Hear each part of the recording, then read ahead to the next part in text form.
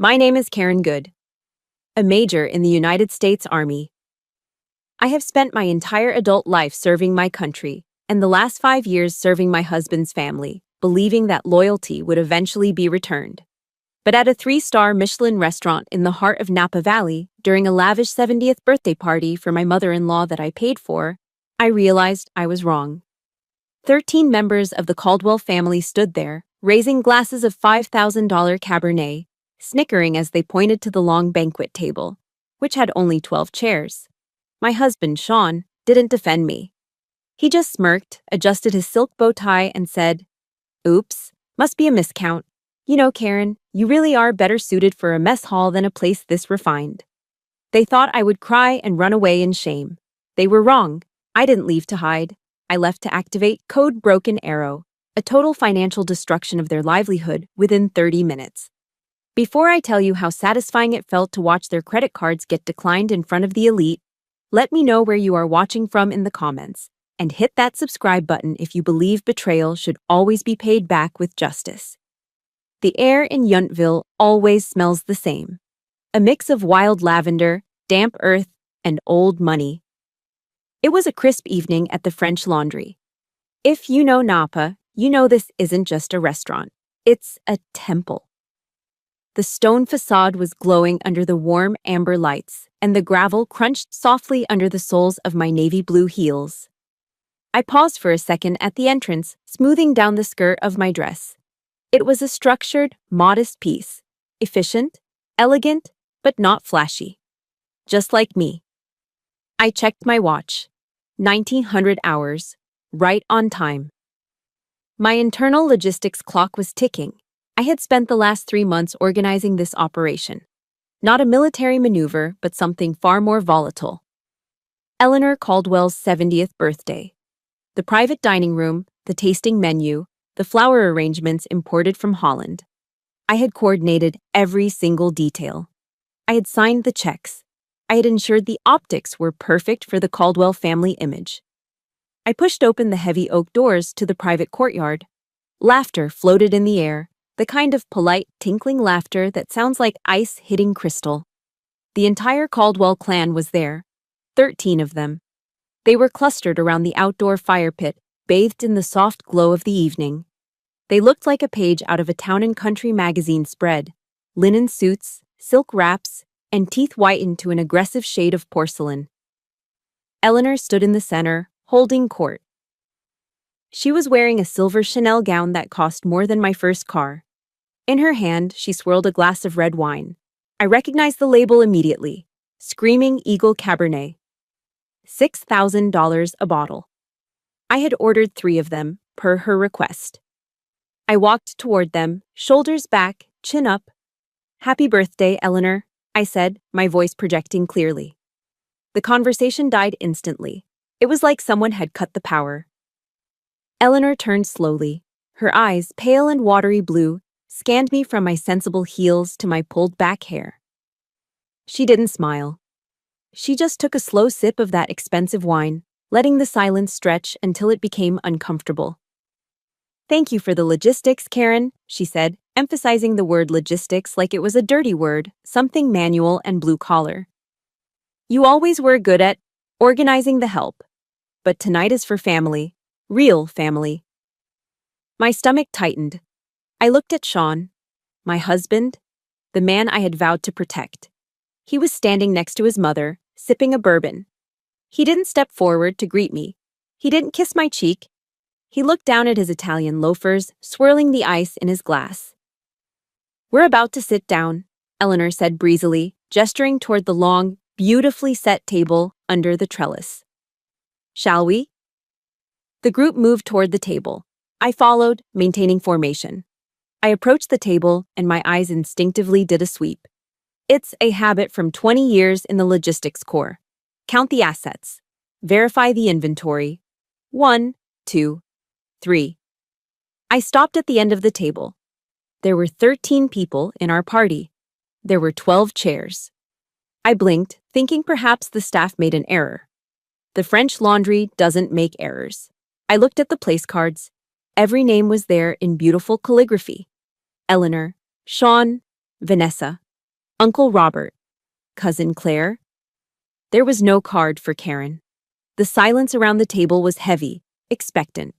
They were all standing behind their chairs, waiting, watching me. "Sean," I said, my voice low. "There's a chair missing." Sean looked up. For a split second, I saw panic in his eyes, the look of a man caught between a rock and his mother. But then he looked at Eleanor. She gave him a tiny, almost imperceptible nod. Sean's spine straightened. He let out a short, nervous chuckle and adjusted his silk bow tie. "Oops," he said, loud enough for the waiters to hear. "I guess we miscounted. Simple math error, right, darling? I mean, you're the logistics expert." The cousins giggled. "Sean," I repeated, staring at him. "Where am I sitting?" He smirked, gaining confidence from the audience. "Well, honestly, Karen, look at this place." He gestured to the pristine white tablecloths and the delicate crystal stemware. "It's a bit elevated, don't you think? You know, you've always said you're more comfortable with simple things. You'd probably be happier grabbing a burger at the bar down the street. You're more suited for a mess hall than a Michelin star." It felt like a physical blow, a punch to the gut. The heat rushed to my face. This wasn't a mistake. This was an ambush. I looked at them. 13 people enjoying the wine I paid for, standing at the table I reserved, preparing to eat the meal I ordered. And I was the punchline, the outsider, the staff with a rank. I wanted to scream. I wanted to flip the table and send that $6,000 wine crashing onto the limestone patio. I wanted to cry and ask my husband why he hated me this much. But then the training took over. Situation report, hostile environment, assets compromised, unit cohesion, 0. In the Army, when you walk into a trap, you don't panic. You assess and you extract. Crying is for civilians. Anger is a waste of energy. I took a deep breath, inhaling the scent of lavender and betrayal. I looked Sean dead in the eye. He couldn't hold my gaze. He flickered back to his mother again. "Roger that," I said. My voice was calm, terrifyingly calm. "Message received. Target is not part of this unit." Sean blinked, confused by the lack of tears. "Karen, don't make a scene. Just go back to the hotel." "Enjoy the dinner, Sean. Happy birthday, Eleanor." I didn't wait for a response. I performed an about face, a movement ingrained in my muscle memory, and walked away. I kept my back straight. I heard the murmur of relief behind me, the sound of chairs scraping as they finally sat down, thinking they had won, thinking the help had been dismissed. I walked out of the restaurant, past the maitre d', who looked at me with concern. I pushed through the heavy doors and stepped out into the cool Napa night. The wind bit at my bare arms, but I didn't feel the cold. I felt a fire burning in my chest, a cold blue flame of absolute clarity. I reached into my clutch and pulled out my phone. My thumb hovered over the contact list. They thought this was over. They thought they had humiliated me into submission. I dialed a number I'd saved for emergencies. "General Patton was right," I whispered to the empty parking lot.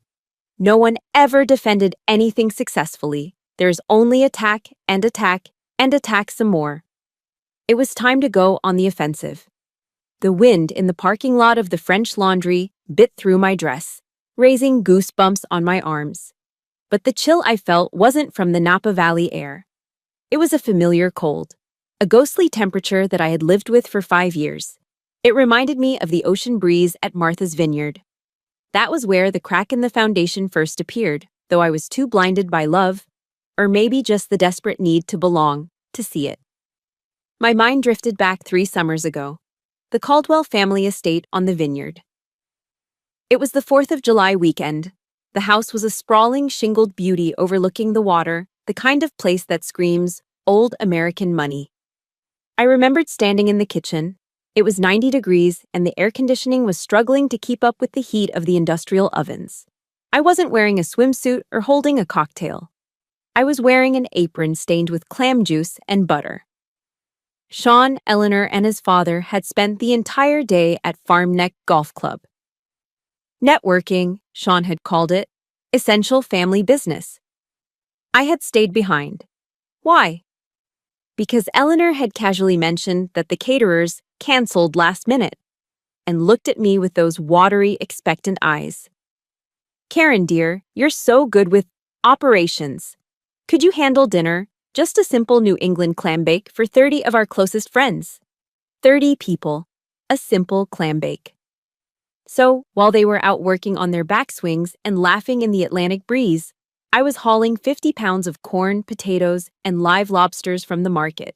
I was scrubbing clams until my knuckles were raw. I was sweating through my shirt, managing the boil times, setting up the long trestle tables on the lawn, and ensuring the wine was chilled to exactly 55 degrees. I remembered the moment they came home. I heard the crunch of the Range Rover on the gravel driveway.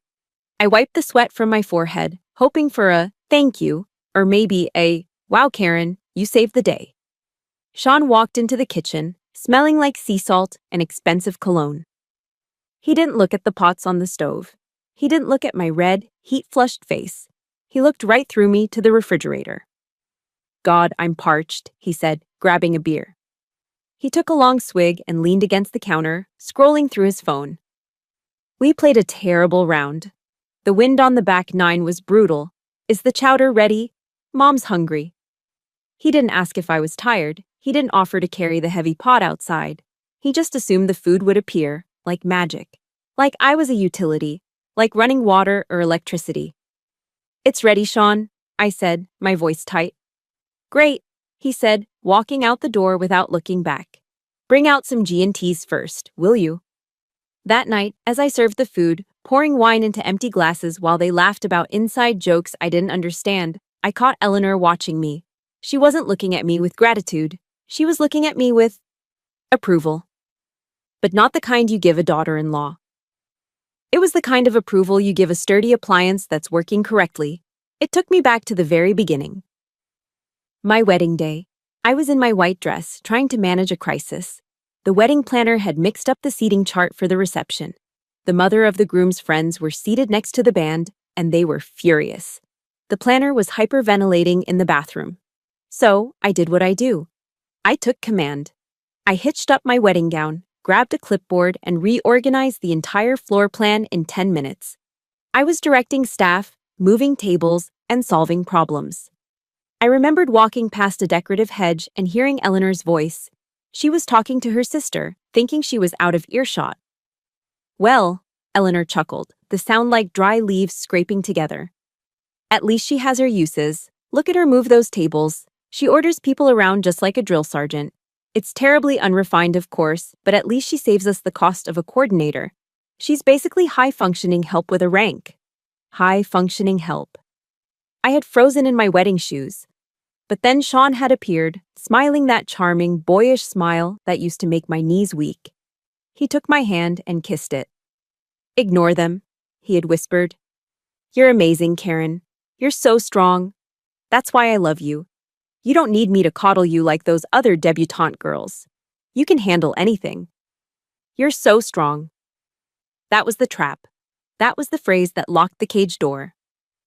For 5 years, "You're so strong" was Sean's excuse for everything. He didn't need to defend me when his mother mocked my southern accent because I was strong. He didn't need to get a steady job or manage his own finances because I was capable. He didn't need to help with the housework, or the bills, or the emotional labor of our marriage because I was a major in the U.S. Army. I didn't need protecting. I was the protector. I realized, standing there in the Napa darkness, that I hadn't been a wife. I had been a logistics officer for the Caldwell family drama. I had been a free maid. And worst of all, I had been their bank. I thought about the mortgage papers I co-signed because Sean's credit score was in the ruins. I thought about the investments I funded for his failed startups. I thought about the thousands of dollars, my hard-earned Army pay, that went into keeping up their appearance of wealth. I had given them my sweat, my dignity, and my savings. And in return, they gave me a missing chair at a dinner table.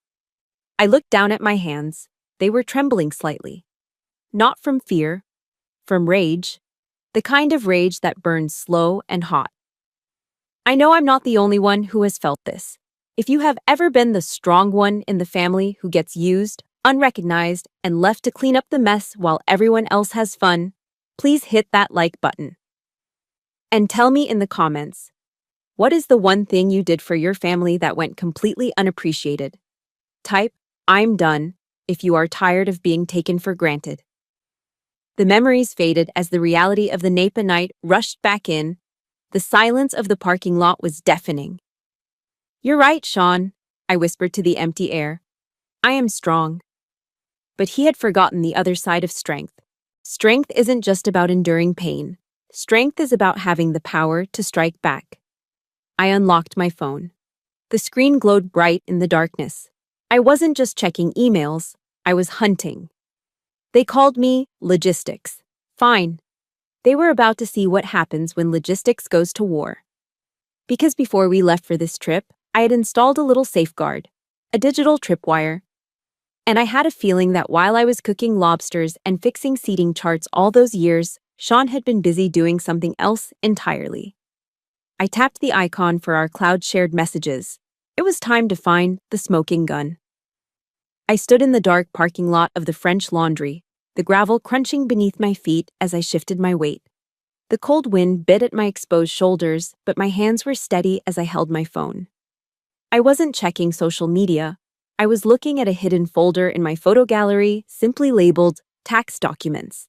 Inside that folder weren't tax returns. They were screenshots. They were the ammunition I'd gathered exactly 7 days ago. It took me back to last Tuesday morning in our master bedroom in Virginia. A Tuesday that started like any other. Coffee brewing, the morning news playing softly in the background, the illusion of a happy marriage still intact. Sean was in the shower. I could hear the water running and his terrible humming of some classic rock song. He was in high spirits, whistling and strutting around because the big Napa trip was approaching. He told me he had an early meeting with investors for his new defense consulting firm, a firm that, on paper, had never turned a profit. His Apple Watch was sitting on the marble vanity next to his sink, charging.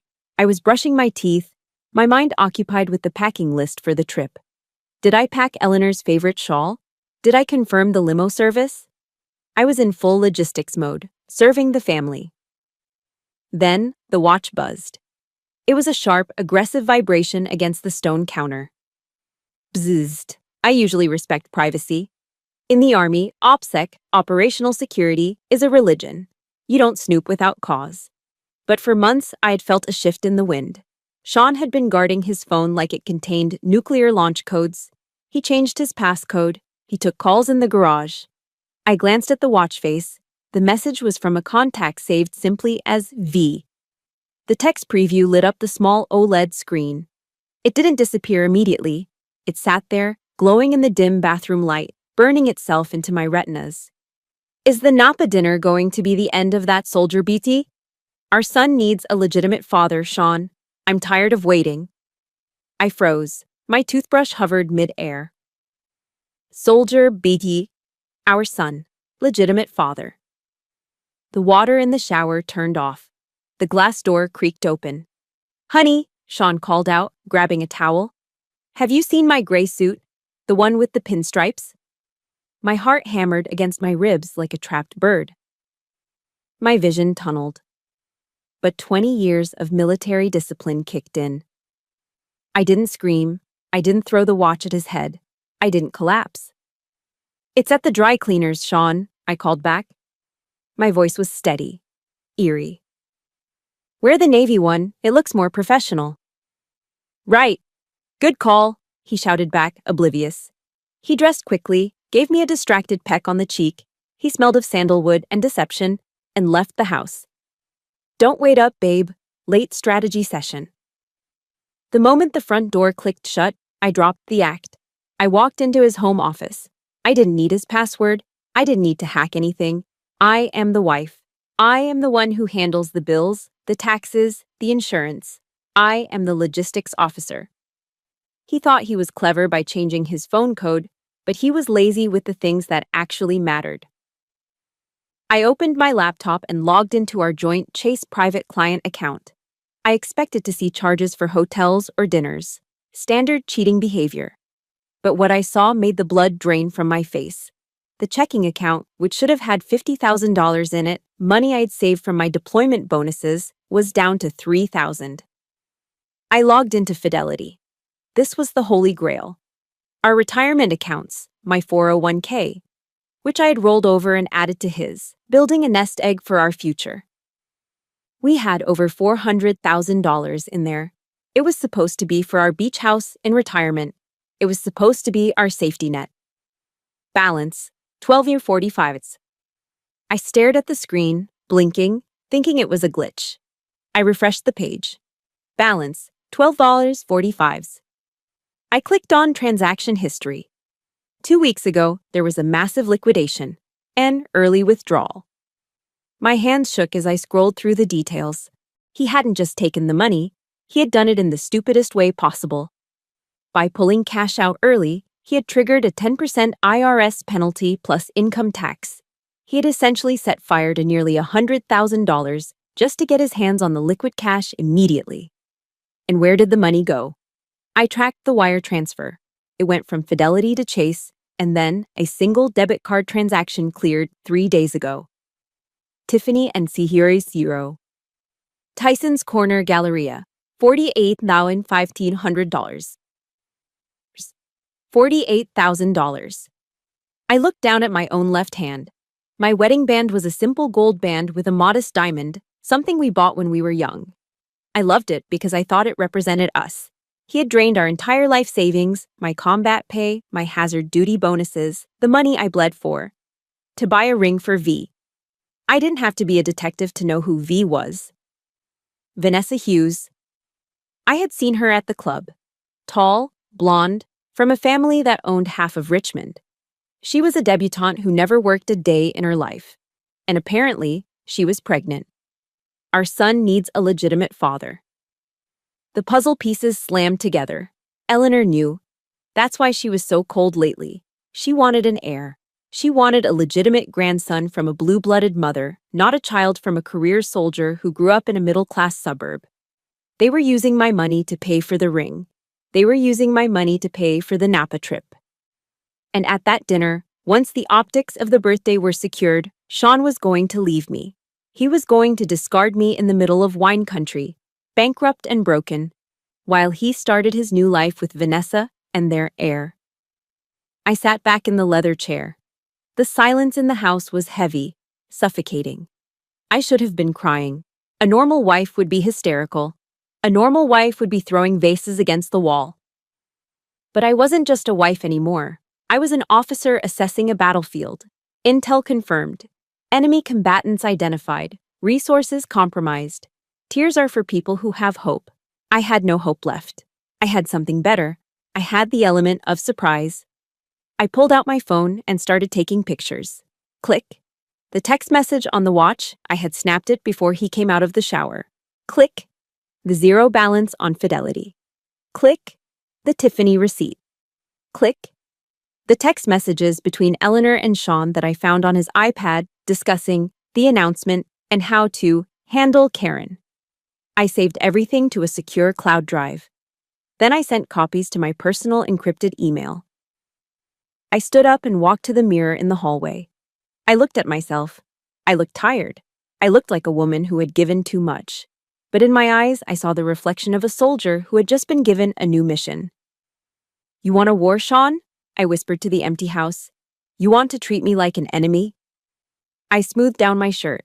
"Fine, I'll show you what a scorched earth campaign looks like." Back in the Napa parking lot, I closed the folder on my phone. The evidence was safe. The trap was set. Inside the restaurant, they were probably toasting to their cleverness right now. They thought I was gone. They thought I was crying in a hotel room, defeated. I swiped to my contacts and found the number for Mike, the manager of the French Laundry. We had spoken 3 times on the phone coordinating the menu. We had bonded over our service records. He was former Marine Corps. I wasn't just going to ruin their dinner, I was going to ruin their credit scores, their reputation, and their night. I pressed the call button. Broken arrow, I said to myself. Execute. In the military, we have a saying that separates the rookies from the veterans. Amateurs talk strategy. Professionals talk logistics. Napoleon might have known how to move an army, but if his soldiers didn't have boots or bread, the war was lost before the first shot was fired. Sean and his mother thought they were playing a high-level strategy game. They were plotting the announcement, the divorce, the heir, the new life. But they had forgotten who bought the bread. They had forgotten who paid for the boots. For the next 48 hours, I didn't sleep. I operated in a state of cold, hyper-focused clarity. I turned our guest bedroom in Virginia into my command post. My first move was defensive. I needed to secure the perimeter. I picked up the phone and dialed a number I knew by heart, USAA. For those who haven't served, USAA isn't just a bank, it's a fortress. When you call them, you aren't talking to a random call center employee. You're talking to people who understand what it means to serve. "This is Major Karen Good," I said, my voice low. "Authentication code Alpha Zulu 9. "Good morning, Major," the representative replied. "How can we help you today?" "I need to open a new checking account, individual, sole ownership, and I need to redirect my direct deposit immediately." I moved every cent that legally belonged to me. My deployment savings from Afghanistan, my disability checks from a knee injury in training, my current salary. I transferred it all out of the joint Chase account and into the new ironclad vault at USAA. I left exactly enough in the joint account to cover the electric bill and the mortgage for 2 weeks. Just enough so the alarms wouldn't go off before we got to California. Sean wouldn't notice. He never checked the balance unless his debit card was declined, and right now, he was too busy fantasizing about spending his stolen retirement money on Vanessa. Step 1 complete. Asset protection. Step 2 was offensive. It was time to lay the minefield. I pulled out the itinerary for the Napa trip. It was an obscene display of wealth, limousines, private wine tastings, spa treatments, and the crown jewel. The 3-night stay at Auberge du Soleil, one of the most exclusive resorts in the valley. I called the resort's concierge. "This is Karen Good," I said, projecting the warm, efficient tone of a dutiful wife. "I'm calling to confirm the reservations for the Caldwell party." "Of course, Mrs. Good. We have you in the private maison, arriving Friday." "Excellent. I need to update the payment information on file." This was the critical moment. "Go ahead," the concierge said. "I want to keep the reservation under my name," I explained. "I'll be the primary point of contact. However, for the final billing and any incidentals, the room service, the spa, the vintage wines, I need you to authorize a secondary card." I pulled a sleek silver card from my wallet. It wasn't mine. It was the Caldwell Construction corporate credit card. Sean had given me an authorized user card years ago for emergencies, but he had forgotten about it. I knew the company was bleeding money. I knew they were leveraged to the hilt. But the card was still active, teetering on the edge of its limit.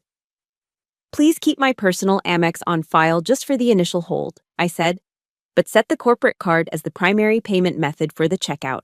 We're writing it off as a business expense." "Understood, Mrs. Good. It's all set." I hung up. The trap was armed.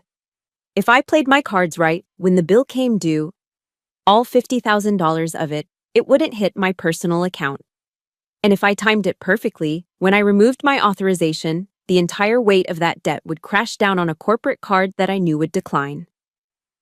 It was silent in the house, the kind of silence that feels heavy, like the air before a thunderstorm. I walked into the kitchen to make coffee.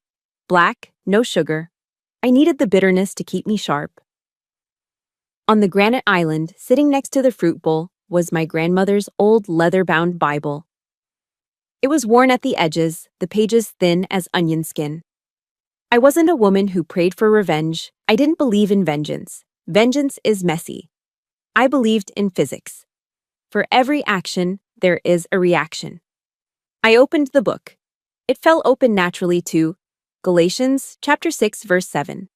The words were underlined in faded red ink. "Be not deceived. God is not mocked. For whatsoever a man soweth, that shall he also reap." I ran my finger over the verse. Reaping what you sow. It wasn't about me punishing them. It was about me stepping out of the way and letting the consequences find them. They had sown deceit. They had sown greed. They were about to harvest a bumper crop of humiliation.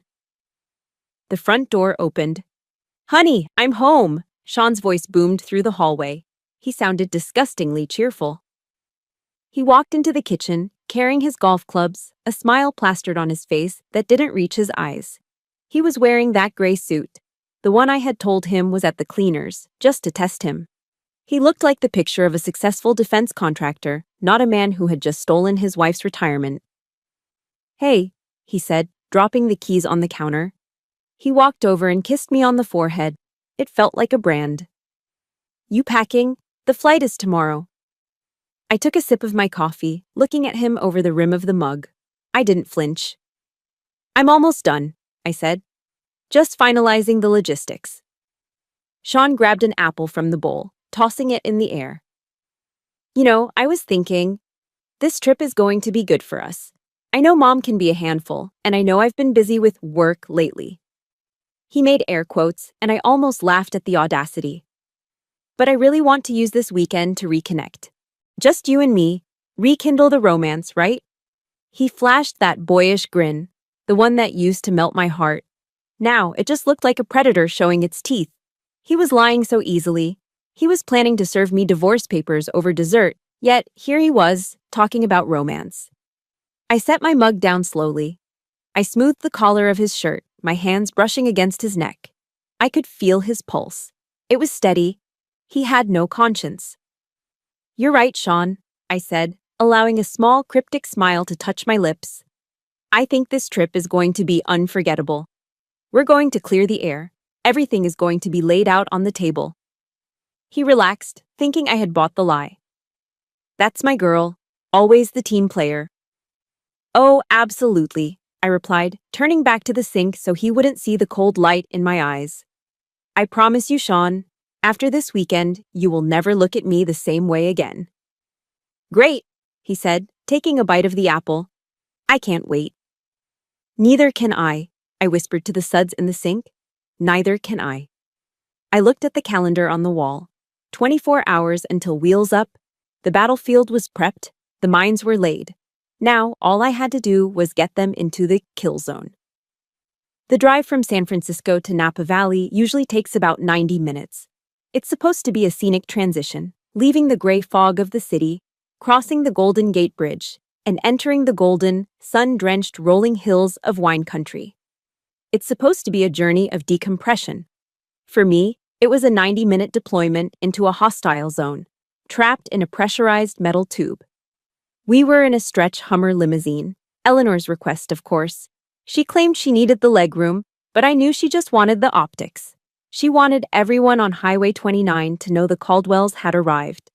Inside, the air was thick enough to choke a horse. It smelled of stale recycled air, expensive champagne, and an overpowering amount of Chanel No. 5. There were 8 of us in the main cabin. Sean and I were seated on the backward-facing bench, looking at Eleanor, his Aunt Margaret, and 2 cousins. This meant I had to ride the entire way, making direct eye contact with the architects of my misery. Sean sat next to me, but he might as well have been on the moon. He had pulled his hat down low and feigned sleep the moment we crossed the Sausalito border. It was his classic defensive maneuver: play dead and let his wife take the fire. I sat with my spine rigid, hands folded in my lap, practicing deep, tactical breathing. In for 4. Hold for 4. Out for 4. "It really is the only option, Eleanor," Aunt Margaret said, her voice piercing through the hum of the engine. She was swirling a glass of sparkling rosé, careful not to spill it on her cream linen pants. "I agree." Eleanor nodded, looking thoughtfully out the window at the passing vineyards. "Phillips Exeter is the family tradition. Sean went there. His father went there. It builds character." I stiffened. They were talking about boarding schools. "But Andover has that new athletic facility," Margaret countered. "And considering the mother's background, she was an equestrian champion in Richmond, wasn't she? The athletic genes will be undeniable. A little polo player, perhaps?" My stomach turned over. They weren't talking about a cousin's kid. They weren't talking about anyone currently in the car. They were discussing the educational future of Sean's unborn child with Vanessa. and they were doing it right in front of me. They didn't even lower their voices. They spoke with the casual arrogance of people who believe the help is too stupid to understand the nuances of their conversation. They assumed that because I was from a middle-class military family, I wouldn't catch the references to legacy admissions or equestrian genes. We need to make sure the trust fund is set up before the birth, Eleanor said, taking a sip of wine. We can't have the finances being muddy.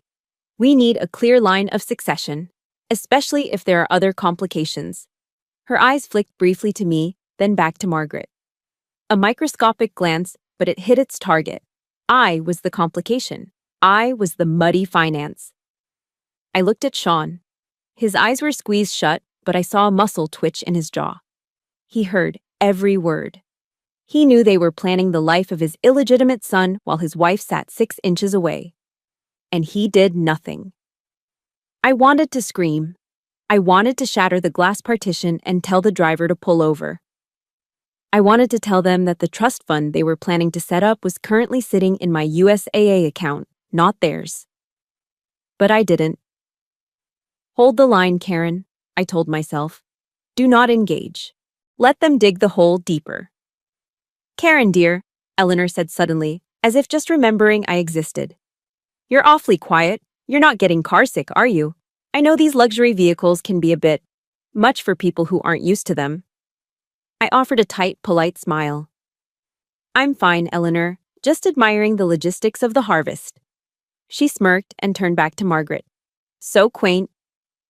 When the limo finally crunched onto the gravel driveway of Auberge du Soleil, I felt physically exhausted, as if I had just run a 10-mile ruck march with a full pack. The resort was stunning. Terracotta roofs, olive trees, and a view of the valley that looked like a painting. Bellhops rushed out to open the doors. We walked into the lobby, a cool sanctuary of stone and art. The concierge, a young man with a bright smile, greeted us. Welcome, the Caldwell party. We have the main maison ready for you, Mrs. Caldwell, he said to Eleanor. 3 bedrooms, private pool, valley view. Eleanor beamed. Perfect. And, the concierge continued, looking at his screen, we have the additional suites for the rest of the family. And for... He paused, looking at me, then at the list. For Mrs. Karen Good? Yes, I stepped forward. That's me. We have you in the garden studio, he said, his smile faltering slightly. It's downstairs, near the path to the parking lot. I froze. I had booked a hillside view king for myself and Sean. I had paid the deposit. There must be a mistake, I said, reaching into my purse. Oh, no mistake, Eleanor interrupted, her hand resting heavily on the counter. I called ahead and adjusted the rooming list yesterday. Karen, you know how Sean gets with his snoring, and you've always said you sleep better when it's pitch dark and quiet. The garden rooms are very cozy, like a bunker. I thought you'd feel right at home. She smiled. It was the smile of a shark. Besides, she lowered her voice to a stage whisper. Vanessa arrived an hour ago. She's feeling a bit delicate with the condition. She needed the hillside king near the main house for medical reasons. You understand, don't you? As a woman? The audacity took my breath away. She had bumped me to the basement to give my room, the room I secured, to my husband's pregnant mistress. Sean was suddenly very interested in a piece of abstract art on the far wall. I looked at the concierge. He looked uncomfortable, sensing the tension. This was the test. If I fought now, if I made a scene in the lobby, I would look like the crazy, jealous wife. I would lose the high ground. I took the key card from the concierge's hand. The plastic felt cold. Thank you, Eleanor, I said, my voice devoid of emotion. You're right. I do prefer the quiet. It helps me focus. I took my bag. I didn't wait for Sean. I walked down the stairs, past the pool where the real family would be lounging, down a winding path that led away from the view, toward the back of the property. My room was clean, but small. The window looked directly at the bumper of a parked delivery truck. It was dark. It was isolated. It was perfect. I threw my suitcase on the bed and unzipped it. I pulled out the navy blue dress I'd chosen for tonight. It was structured, sharp, and commanded respect. I stripped off my travel clothes, washing away the smell of the limo and the humiliation of the lobby. As I dressed, I looked at myself in the mirror. They thought they had put me in the basement to hide me.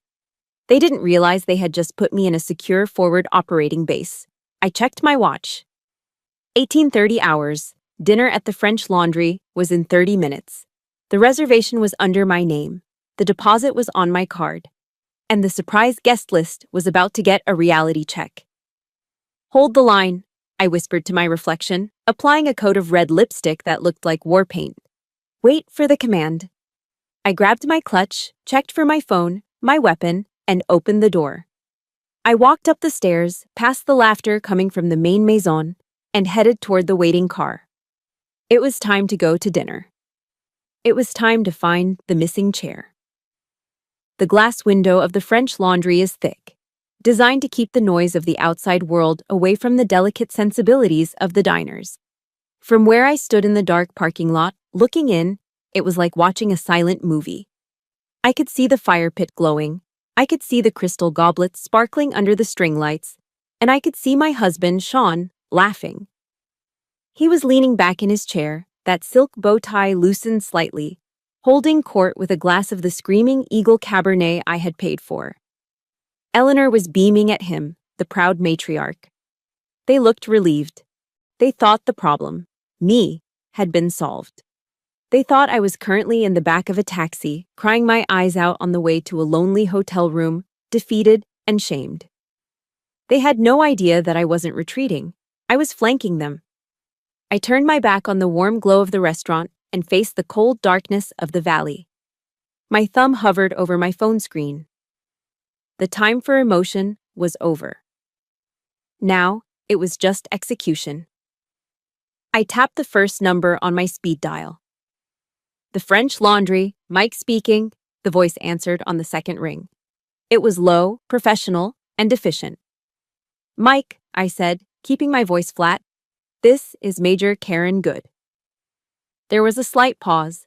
Mike was the general manager, a former Marine Corps gunnery sergeant. We had bonded 3 months ago when I was planning this logistics nightmare. We spoke the same language. Major, Mike's tone shifted instantly. It went from hospitality to alert. Is everything all right? I saw you leave the table. Mike, I'm initiating code Broken Arrow. It wasn't a real restaurant code, obviously. But Mike knew what it meant. In military terms, a broken arrow calls for all available air support to target a position that is being overrun. It means, burn it down to save the perimeter. I need you to listen carefully, I said. I am pulling my personal authorization for this event, effective immediately.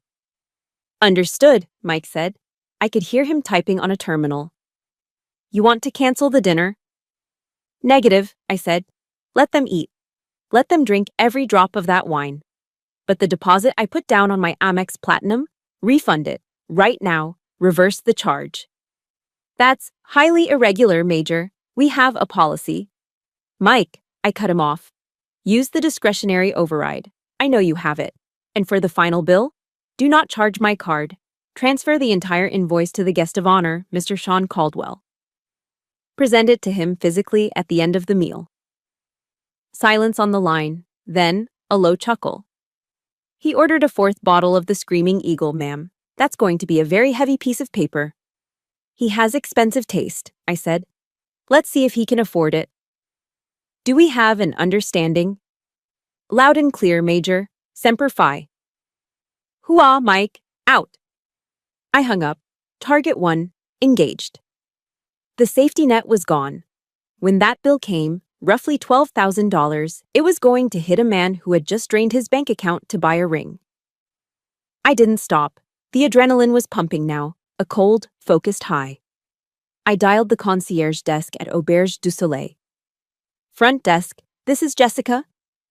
Jessica, this is Karen Good. I'm calling regarding the Caldwell party reservations. Yes, Mrs. Good. Is everything okay with the garden studio? Actually, plans have changed. I need to remove my credit card from the master file, immediately. Oh, Jessica sounded confused. But ma'am, that card is securing the 3 villas and the incidentals. If I remove it, Then the system will require a new method of payment upon checkout. I finished for her. Exactly. Leave the reservation active, but remove the financial guarantee. If they order room service, spa treatments, or try to leave on Sunday, they will need to present their own cards. I can do that, she stammered, but we'll need to flag the account. Flag it, I said ruthlessly. Flag it red. I ended the call. Target 2. Neutralized. They were sleeping in rooms they couldn't pay for. Now for the transportation. I opened the app for the private limousine service. I saw the reservation. Pick up at 22 Ors. Destination, Auberge Resort. I tapped Edit Trip, then I tapped Cancel. A warning popped up. Cancellation fee of $250 will apply. I didn't care. It was a small price to pay to imagine Eleanor Caldwell trying to hike 3 miles in Louboutin heels on a dirt road in the middle of the night. I pressed Confirm. The reservation vanished. Target 3, stranded. Now came the final blow. The kill shot. I opened my American Express app. I logged in with Face ID, my dashboard loaded, showing the available credit limits. I scrolled down to the authorized users. There it was, Caldwell Construction, Sean Caldwell. This was the card I had told the hotel to use as the backup. It was the card Sean carried in his wallet to look important. It was the card tied to a business that was hemorrhaging money. I knew that card was their lifeline. If their personal cards failed, which they would rely on this one. I took a deep breath. For 5 years, I had kept that card active. I had paid the late fees. I had balanced the books. I had kept the illusion of their success alive. Not anymore, I whispered. I toggled the switch labeled Freeze Card. The app processed for a second. Then the little green toggle turned to gray. Status, locked. I stared at the screen. It was done. I had just cut the oxygen line to their financial life support. Inside the restaurant, Sean was probably raising a toast to family. He had no idea that in the span of 3 minutes, he had become destitute. He was sitting on a landmine, and the timer had just hit 0. I felt a vibration in my hand. It was an Uber notification. Your driver, Jesus, is arriving in 2 minutes. I looked back at the window one last time. Eleanor was laughing at something, her head thrown back. Enjoy it, Eleanor. Enjoy that $12,000 laugh. Because tomorrow, you're walking. I turned and walked toward the main road. I didn't look back. I didn't feel sad. I didn't feel the sting of the missing chair anymore. I felt lighter than I had in years. I climbed into the back of the modest Toyota Camry that pulled up. The driver, an older man with kind eyes, looked in the rearview mirror. Rough night? He asked, seeing the expression on my face. No. I smiled, and for the first time in a long time, it reached my eyes. Actually, it's a great night. I just took out the trash.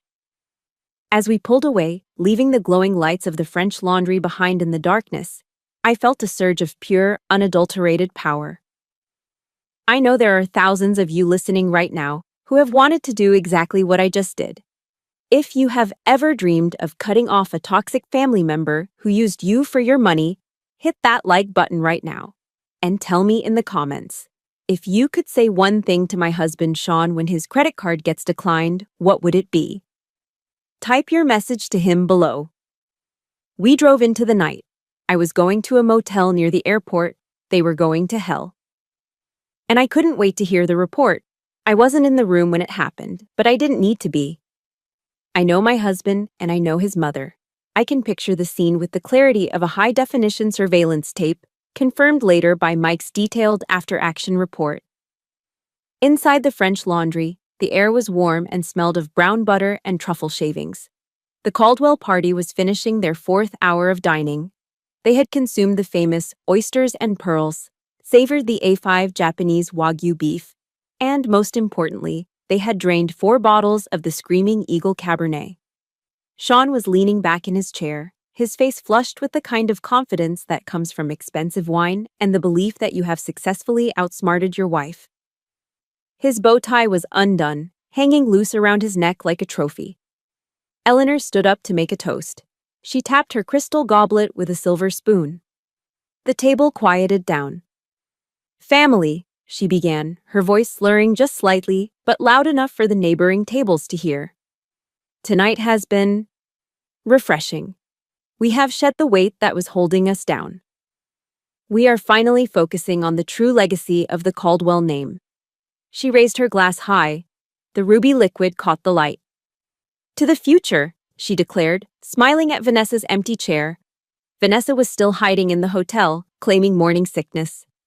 "To a future without barriers, to the grandson who will carry our name properly." "Here, here," Sean cheered, raising his glass. They drank, they laughed, they felt untouchable.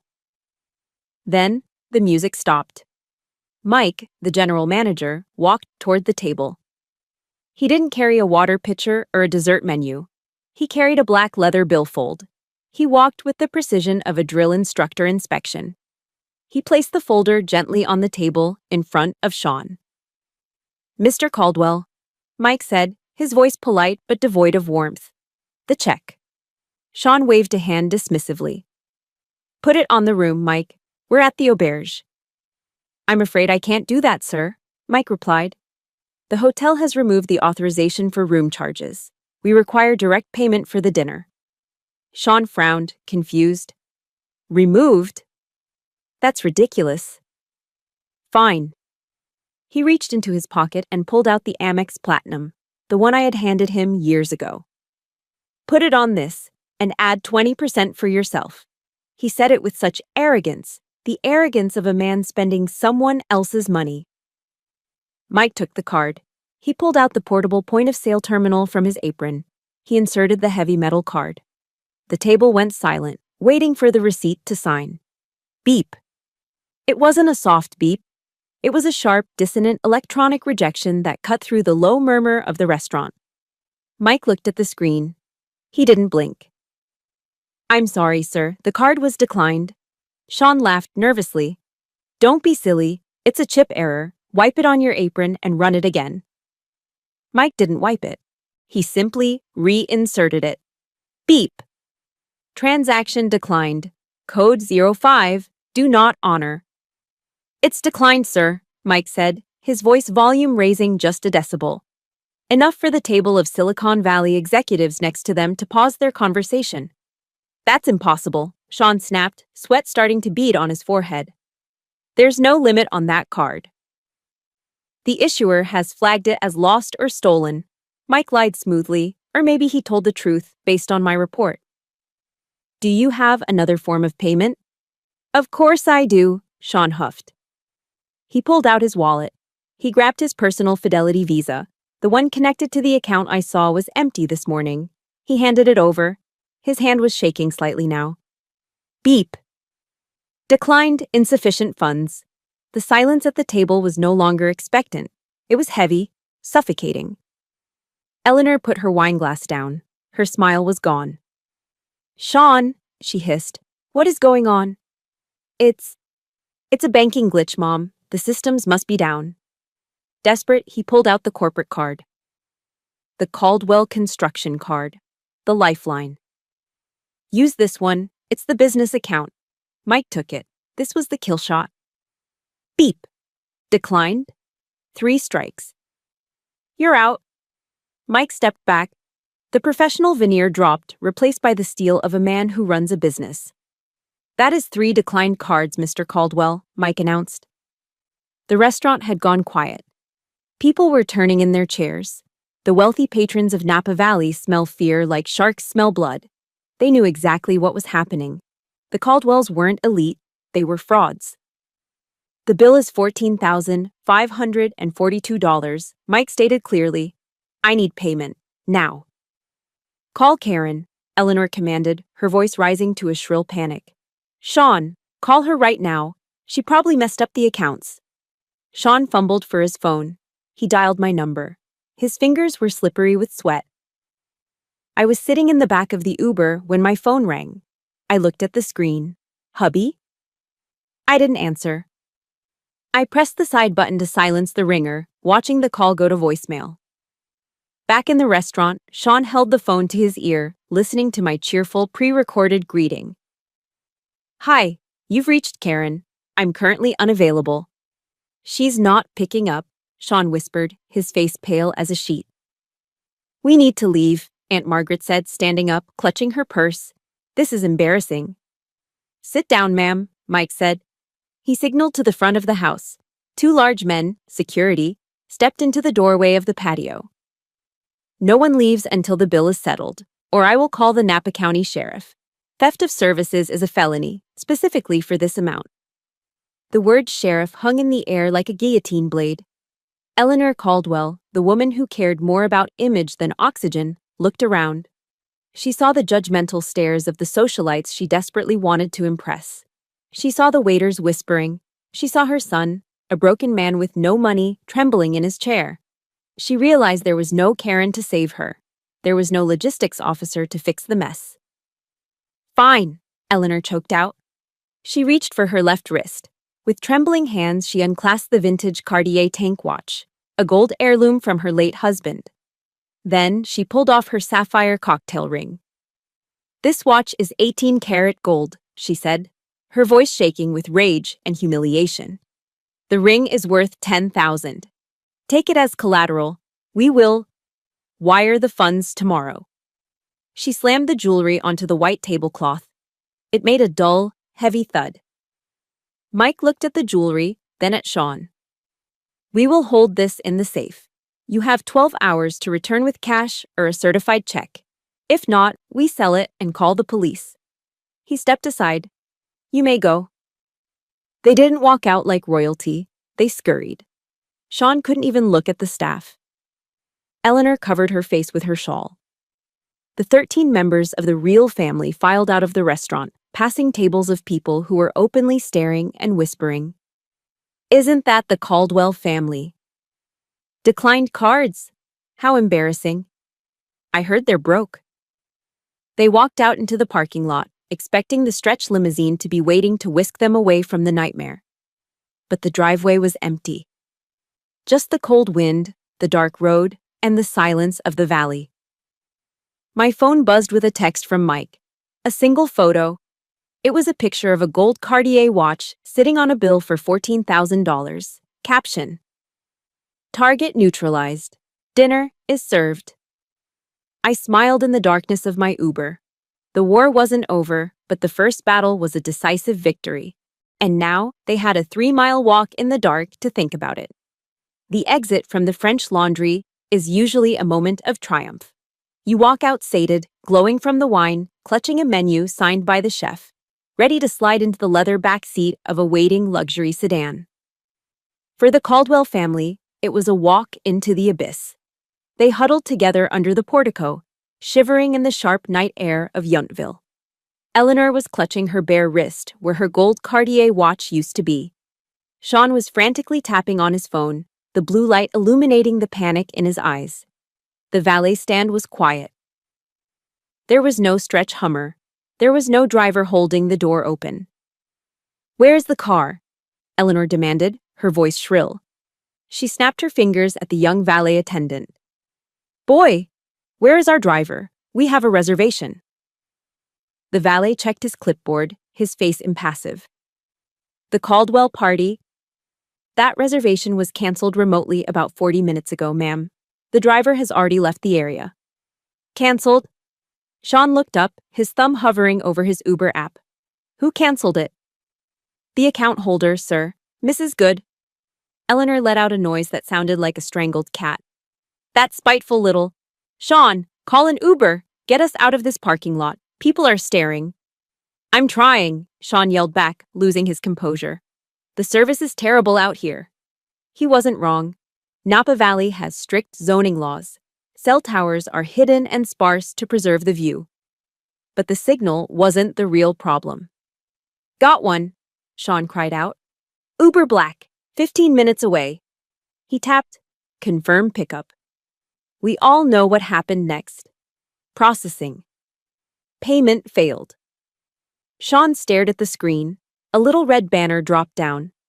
Please update your payment method. His Uber account was linked to his Apple Pay, which was linked to the Amex, which was linked to the Fidelity card, which was linked to the corporate card. Dominoes. It's not working, Sean whispered. He tried to switch cards, declined. He tried to switch again, declined. For God's sake, Sean, Aunt Margaret barked. I'll order it. She pulled out her phone. She opened the app. But Aunt Margaret, despite her pearls and posturing, had been living off Sean's generosity, my salary, for years. Her card on file? It was an authorized user card on my account. Payment failed. It was a comedy of errors, a circular firing squad of financial dependents, 13 people standing in $5,000 outfits, and not one of them had a valid credit card to book a $20 ride. We can't stay here, Cousin Claire whined. My feet hurt. We'll have to walk, Sean said, his voice hollow. Walk? Eleanor looked at him as if he had suggested they eat gravel. Walk to the resort. It's 3 miles, Sean. In the dark. I am wearing vintage Chanel. We don't have a choice, Mother, Sean snapped, unless you want to sleep on the sidewalk. And so began the Great Caldwell Migration. I wish I had drone footage of it, I really do. They started walking north along Washington Street, heading toward the Silverado Trail.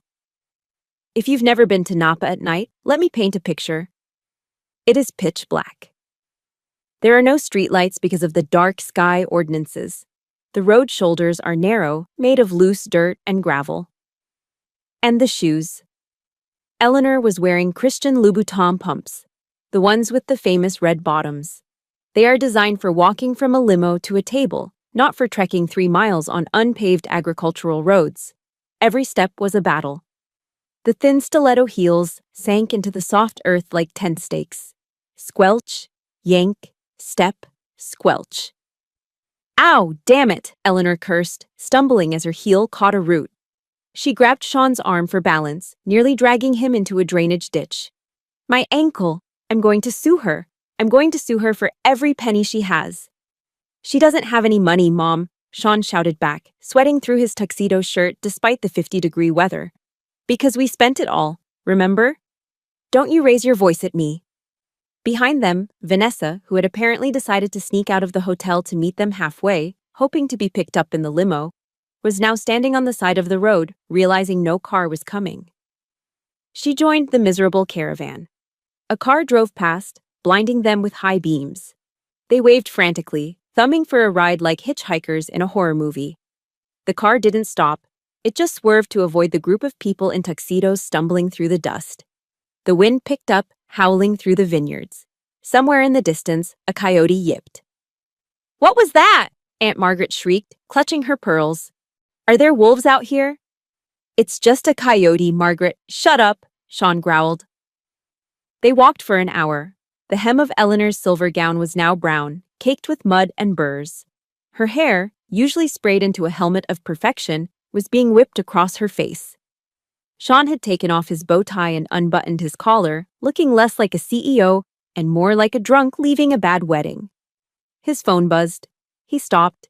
He held it up like a holy relic. 4% battery left. Is it Karen? Eleanor asked, breathless, leaning on a fence post. Did she come back? Did she realize she's gone too far? Sean looked at the screen. The light illuminated his dirty, exhausted face. It's a text, he said. Read it, Eleanor commanded. Tell her to come get us immediately, or I'm writing her out of the will. Sean swiped the screen.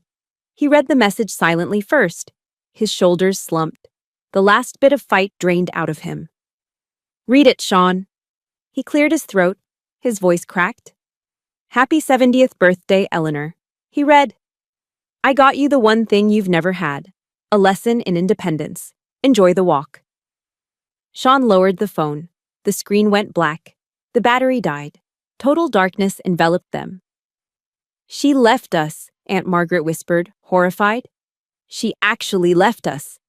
Eleanor didn't scream. She didn't rage. She just stood there, ankle-deep in Napa dirt, in a ruined dress, realizing that her logistics officer, the woman she called the help, was the only reason she had ever traveled in comfort. My feet, Eleanor whimpered, her voice small and broken. I can't feel my feet. Keep moving, Mother, Sean said, turning away and starting to limp down the road. We still have 2 miles to go. They trudged on, a line of defeated aristocrats marching into the void. I was already in my motel room near the airport, watching Law and Order reruns and eating a vending machine candy bar. It was the best meal I had eaten in years. I checked the time. They would be getting back to the resort around 1 a.m. They would be tired, dirty, and hungry. They would go to the front desk to get their keys, and that's when they would find out about the rooms. I have to admit, imagining my mother-in-law hiking through the dirt in Louboutin is my new happy place. If you think they got what they deserved, smash that like button. And tell me in the comments, what is the petty revenge fantasy you hold for the person who wronged you? Don't be shy. We're all friends here. But the night wasn't over. The physical punishment was done. Now it was time for the legal one. I turned off the TV. I had one more folder to organize for the morning, because when the sun rose, I wasn't just leaving Sean, I was burying him. 48 hours after the Napa incident, the air in our Virginia home was stiff enough to snap a tension wire. I had spent the last 2 days methodically packing. My life, the books, the uniforms, the few personal mementos that actually mattered, fit into 4 standard-issue moving boxes. The rest of the house, the sprawling McMansion filled with overpriced furniture and Eleanor's heirloom china, felt like a museum of a life I no longer recognized. It was a stage set for a play that had finally been canceled. I was waiting in the dining room. I sat at the head of the long mahogany table, my hands clasped on top of a single, thick manila folder. I heard the front door open. "She's in here." Sean's voice drifted down the hallway. He sounded tired, hoarse. The swagger was gone. He walked in, flanking 2 other people. To his left was Eleanor, looking frail and gray, clutching her purse like a shield. To his right was Arthur Sterling, the Caldwell family attorney. Sterling was a man who wore $3,000 custom suits and smelled of breath mints and billing hours. They sat down opposite me. It felt less like a family meeting and more like a summary court-martial. "Mrs. Caldwell," Sterling began, placing his leather briefcase on the table with a heavy, authoritative thud. He didn't look at me. He looked through me. "We are here to discuss the unfortunate and aggressive events of this past weekend. My clients are prepared to file a civil suit for intentional infliction of emotional distress, theft of services regarding the canceled transportation, and tortious interference with business relations." He paused for effect, waiting for me to flinch. I didn't blink. "Furthermore," he continued, smoothing his silk tie, "Sean is prepared to file for divorce on the grounds of cruelty and abandonment. We will be seeking spousal support, given the sudden financial hardship you have maliciously inflicted upon him." I looked at Sean. He was staring at the table, refusing to meet my eyes. He looked pathetic. A man who had been caught, stripped of his dignity, and was now trying to sue his way back to relevancy. "Are you finished, Mr. Sterling?" I asked. My voice was calm, the voice of an officer briefing a subordinate on a failed mission. Sterling blinked, surprised by my lack of panic. "I advise you to take this seriously, Karen. We can drag this out in court for years. We will bleed you dry in legal fees." "No," I said softly. "You won't." I slid the manila folder across the polished mahogany surface. It glided smoothly and stopped directly in front of Sterling. "What is this?" Sean asked, his voice trembling slightly. "Open it, Sean," I said. "It's a little project I've been working on. I call it Project X." Sean reached out and flipped the cover open. The color drained from his face so fast I thought he might pass out. Inside wasn't divorce paperwork. It was a forensic accounting audit.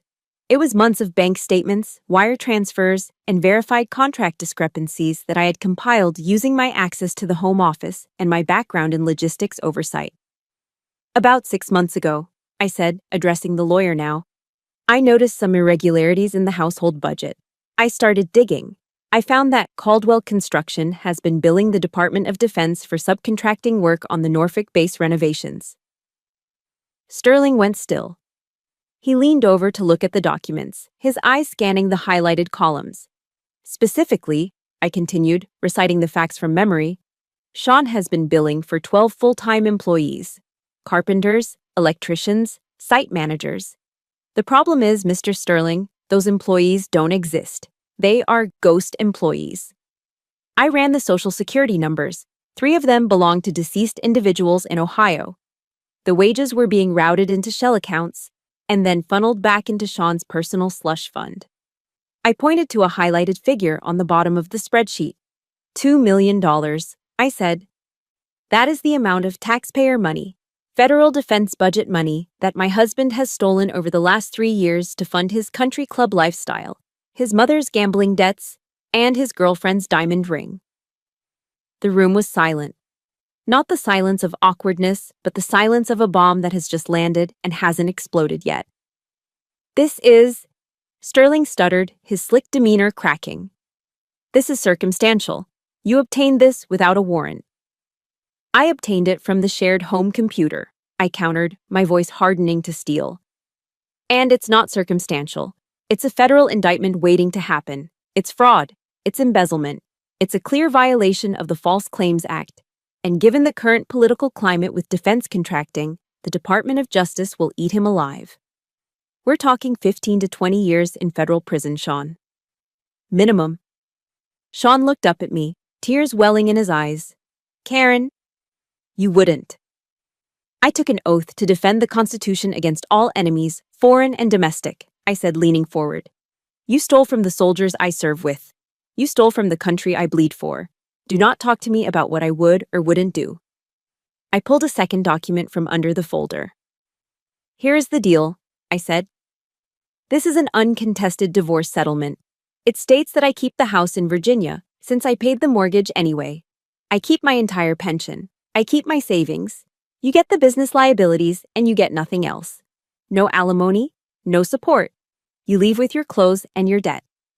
I placed a pen on top of the paper. Option A, you sign this right now. You walk away. I keep the Project X file in my personal safe. As long as you leave me alone, it stays there.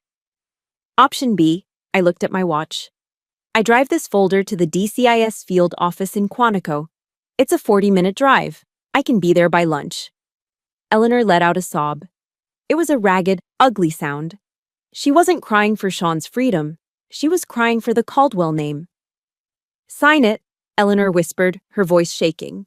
Sean, sign the paper. Mom? Sean looked at her, betrayed. If this gets out, Eleanor hissed, clutching her chest, we are ruined. The scandal, the shame. Sign it. Even in the end, it was about appearances. She would rather have a divorced, destitute son than a son in prison making headlines. Sean looked at the lawyer. Sterling closed the Project X folder and pushed it away, signaling his defeat. Mr. Caldwell, if this evidence is authentic, I cannot defend you against this. If this goes to the feds, it's over. You should sign. Sean picked up the pen. His hand shook so violently he could barely hold it. He looked at me one last time, searching for the woman who used to cook his meals and iron his shirts. I loved you, Karen, he whispered. No, Sean, I said, standing up. You loved the cover I provided. But the operation is over, he signed. The scratching of the pen against the paper sounded like a grand finale. I took the signed divorce papers. I took the Project X folder. The boxes in the hallway are mine, I said to the lawyer. My movers will be here in an hour. By tonight, this house belongs to me legally, but I'm putting it on the market tomorrow. I expect your keys on the counter. I walked to the front door, the heels of my boots clicking on the hardwood floor. I didn't look back at the 3 of them sitting around that expensive table. The mother who valued image over love, the husband who valued greed over loyalty, and the lawyer who realized he was outmatched. I opened the door and stepped out into the Virginia sunshine. It was bright. It was warm. I took a deep breath, filling my lungs with air that finally felt clean. I pulled out my phone. I had one text message waiting.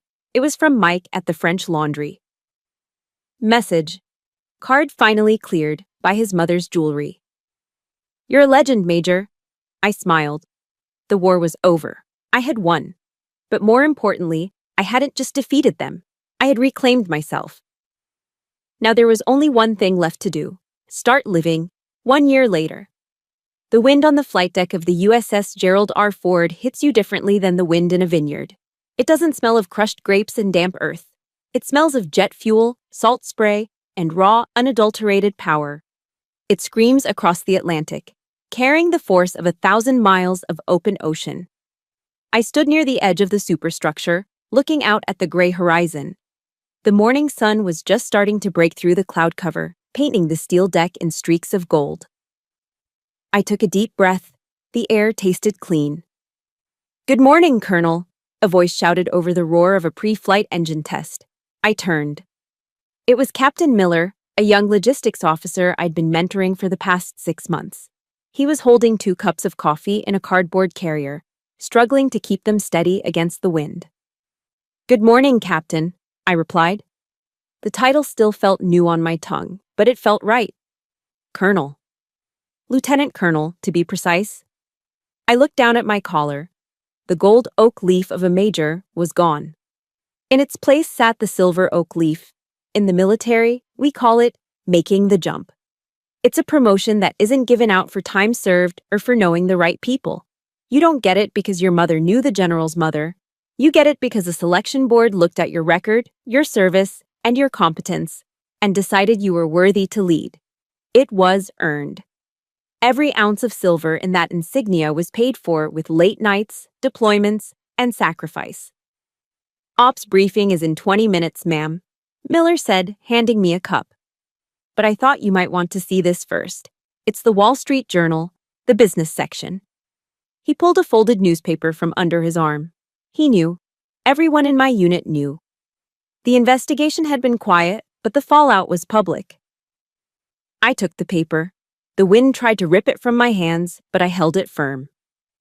There, on the bottom half of page B1, was the headline, "Caldwell Construction Files for Chapter 11, Liquidation Amidst Federal Fraud Probe."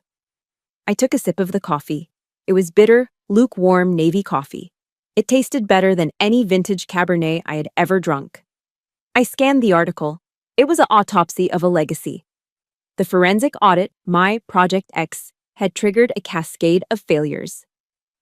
Once the government contracts were frozen, the house of cards collapsed. The article detailed the auction of the Virginia estate to pay off creditors. It mentioned the seizure of luxury vehicles and assets. But the real story was in the sidebar, the People in the News column. Sean Caldwell, former CEO, has reached a settlement with the Department of Justice, agreeing to a plea deal that includes restitution and probation. Sources say he is currently residing in a rental apartment in Richmond. And the final nail in the coffin, socialite Vanessa Hughes, previously linked to Caldwell, has reportedly moved back to Charleston. Sources close to Hughes state the engagement ended due to irreconcilable financial differences.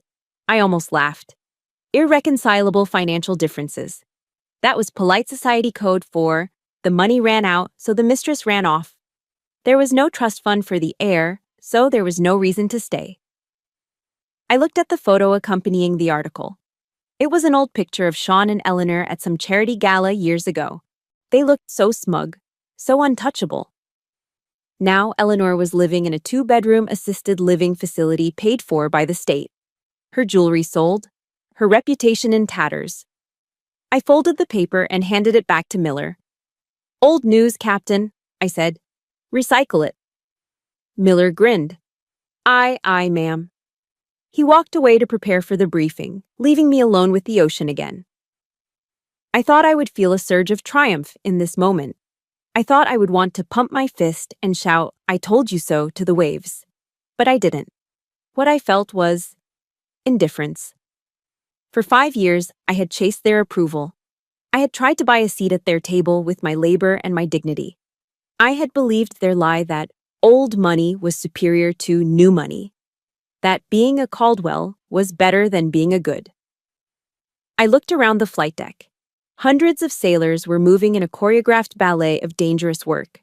They wore yellow, green, purple, and red jerseys. They came from Arkansas farms, Bronx apartments, and California suburbs. None of them cared who your grandfather was. They only cared if you did your job.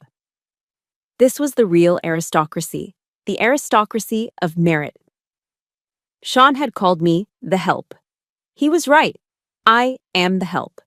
I help run the most complex logistics chain on earth. I help keep freedom afloat, and I am proud of it. I touched the silver leaf on my collar one last time. The missing chair at the French laundry didn't matter anymore, because I wasn't waiting for someone to offer me a seat.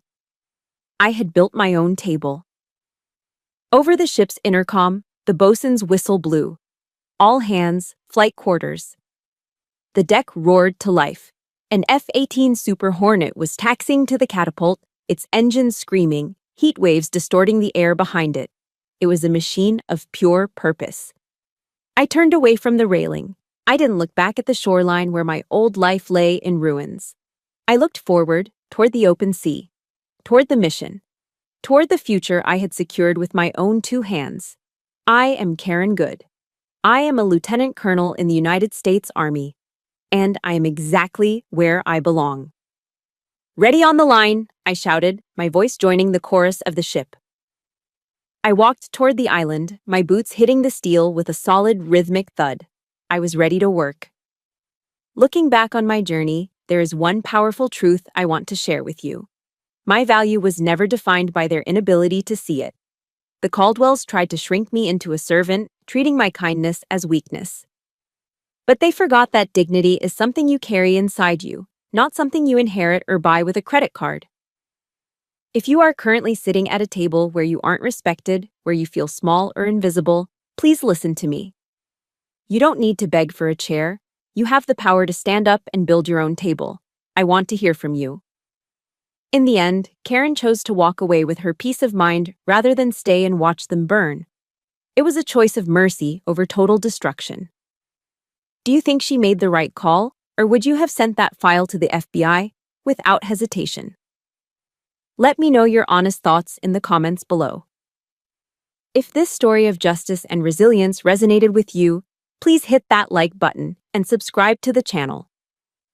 Join our community, where we believe that the truth always wins.